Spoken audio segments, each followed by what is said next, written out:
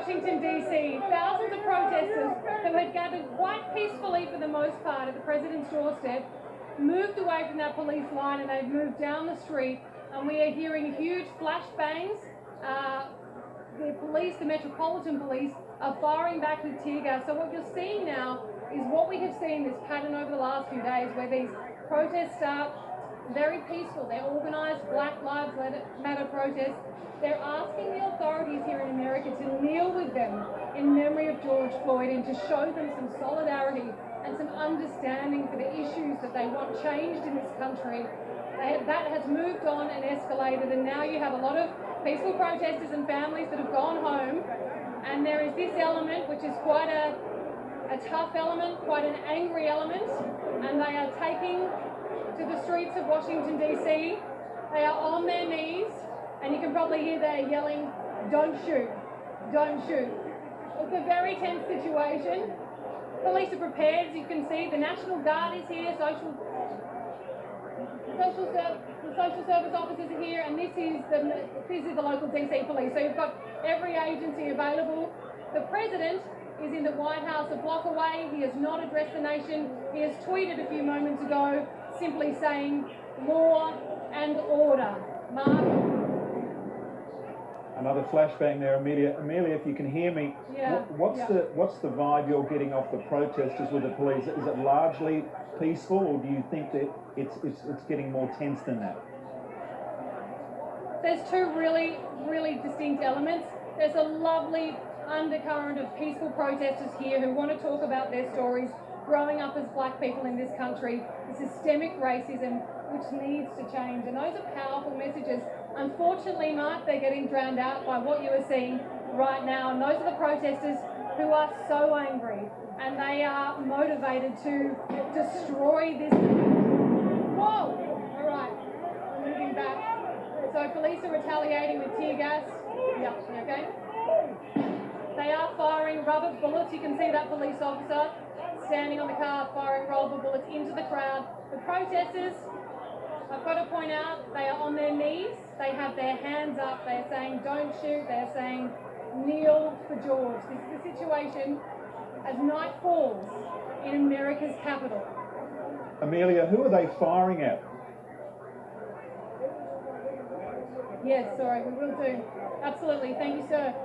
Mark, they're firing at the protesters. So what's happening here is another one. Okay, flashbang. And another one. What's happening is the protesters started hurling projectiles at officers, rocks, bottles filled with things, and as soon as that happened, we're backing up. It really escalated, and so what you're seeing with the flashbang here now is the riot police, is the riot police escalating, retaliating and trying to push the protesters back into a certain area. I'm fine. Thank you, sir. So that they can, thank you. And so you can see there are people like this man who just came up to check on us, and they're saying this is not okay. I can hear other protesters saying, "Don't do this. You're doing this to your own people. You're making us all look bad." They have a message they want to get through, and this is not it, Mark. Amelia, a completely different atmosphere there from what was seen in Minneapolis, because we did see really heavy confrontation with the protesters and police. But here it doesn't look as violent as that. As I say that, it looks like there's some confrontation, but it seems like a different mood. Yeah, it's just very, there we go again, back. It's just very tense, Mark, you're right. And I think what we will inevitably, unfortunately, see is that as people get hurt here, and they are getting hurt, the mood will change again, and as darkness falls, people get angrier and more violent. And Jesus! All right, down. That was close. Okay, so that was close. I'm just going to move away, and that was tear gas, which I know from experience is very unpleasant. So look, this is going to happen, I think, up and down the streets of DC, because there are protesters here, Nick, stay with me, who do not want to go home. They're not ready to move on from this protest. They want to stay on their knees in the streets saying, "Kneel with us for George Floyd." And the officers aren't going to do that. And so this is going to continue to escalate. What are the Mills, what are the protesters what are the police actually saying to the protesters? Are they telling them, keep moving, get out of the way, or what? Yeah, so that's what you're hearing. You're hearing move back, and you can probably see there they've got their batons out. They are yelling, move back, and they are pushing them. They did ask, the protesters didn't comply, and now there are projectiles being thrown in both directions. Amelia, give us a sense, how close are you to the White House there? If you were to walk now to the White House, how long would it take? When I started talking to you, Mark, whoa, flashbang. You're okay, thank you, sir. When I started talking to you, Mark, we were 1 block from the president's front door. We're now walked about 3 blocks in that time, down the main street here, 8th Street, northwest of DC. And this is a beautiful area. I was here 2 months ago as coronavirus shut down this city. It's a gorgeous historic city, as you know. And now a lot of these shop fronts are being vandalised. Now what you're seeing is the police, thank you sir, the police holding their line. Okay. All right, someone's down to my left. What's he saying, And Amelia? here we have this pattern again. So someone's down, he needs medical attention. Okay, so Mark, the police are now asking us all to stand back from their line. This guy's been quite badly hurt. Okay. Was he hit? Yeah. What do you Tear think? gas?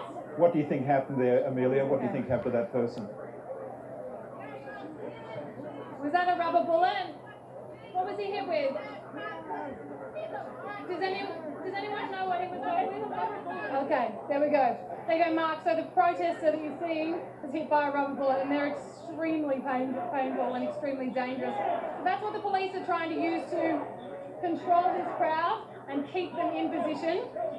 We've now stopped moving. We've now got about 2 blocks, which is clear. So the police have cleared that 2 blocks, and on the other side is the White House and another huge crowd just like this one. It seems like, Amelia, that they're content to keep the protesters where they've got them now. They seem to have hemmed them down that end of the street. It looks like they're content with that now. Yeah, and that's exactly what happened here last night. That containment strategy, as you would know, DC is very much on a grid and keeping everyone in certain blocks so that they can contain the situation as best that they can. And even as all of this is happening around me, Mark, I can hear people walking past yelling, stop, don't do this, stop the violence, this is not what we're about. Walk, don't run. Don't let them make us look bad. So this is a real conflicting message that we're seeing right across this country this weekend, and now a little bit of 3rd night here in DC, but the 6th night in other parts of the country. It's very, very sad, really, and it's very confronting. Amelia, that gentleman he's on the phone now, but I was going to ask you to turn around if one of the people there would like to talk to us and give us a sense of why they are there. If you can. You know what? He's my security, and I'm very grateful that he's my security guard, and he's very grateful that he's just turned up. So I'm going to ask someone else for you, and we'll get a little bit of a sense. I've got to pick my. I understand. Excuse me, sir.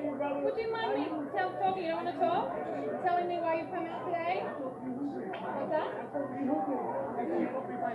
Oh, okay. He shouldn't be here. I think there's probably quite a lot of people who shouldn't be here, but we'll find someone who can talk to us. So would you mind telling me why you're here today? No. They don't want to talk. They don't want to be on camera. Why did you come here today? Why are you part of this? I came here to protest against the senseless killing of Mr. Floyd and countless others in America and just throughout history of the United States. So that's why we're here. We're just trying to peacefully protest and let the whole country know in the world that what's going on here is wrong. And this should be fixed immediately. That was such an important message, and the march was so beautiful and peaceful for so long. Outside the White House, things got a little bit heated. Yeah. Then we moved away from the White House. Now, what has just happened here? It has turned ugly. How does that make you feel when you've come with such an important message to get across? It makes me feel terrible. Like, to be a U.S. citizen, like, this is just disrespectful. Like, it makes it hard for me to say that I'm from the United States. Like, it just puts such a bad vibe and bad energy in my heart, knowing that I was born and raised in Virginia. And it just hurts for me to say that I'm a U.S. citizen, because with stuff like this, we were peacefully protesting at the White House. Yeah, we were shaking maybe the fence a little bit, everyone's a little angry, of course, but no one did anything. They're shooting us with pellets, and then when we leave peacefully, we didn't have to leave the White House. We left, come down the street, and they start throwing like bombs type things to disperse us, and they're shooting from, a guy's jumping up there on the roof and shooting us from above. Like, it's crazy. Like, that stuff doesn't make any sense. We witnessed a moment about an hour ago now. Down. All right. What is that? A firework or something. I don't know. Okay. That's all right. We witnessed about an hour ago a moment where one of the Secret Service officers did kneel in front of the White House. No one else in that line did.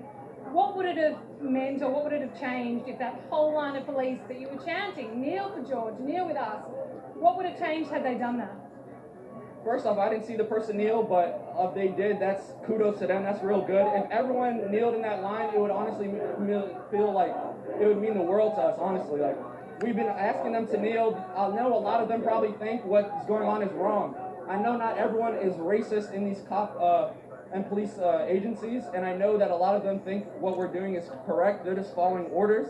So if more people just start to be more individual in this and start coming together inside the system, they can help us outside. I just want to ask you very quickly, because we are live on air in Australia, how does this end? What stops this? Because this is night after night now, it's the same pattern, and people are obviously not willing to peacefully protest and go home. I think the only thing that stops this is when we get real reform from the government, local, county, state, national. We need complete change of the judicial system. We need to stop incarcerating so many African American people. We need to stop killing African American people and other minorities. We need a complete 180 of what we have right now. It's going to take a lot, but we're going to be here every day if they don't. So we're here every day. So thank you so much for sharing your perspective and your insights with us, and stay safe. Yeah, all the best. Thank you. So there you go, Mark. As you just heard, these people are going to be here, he said, every day until something changes. You do get a sense, and I know through history, 1968, 1992, 2020,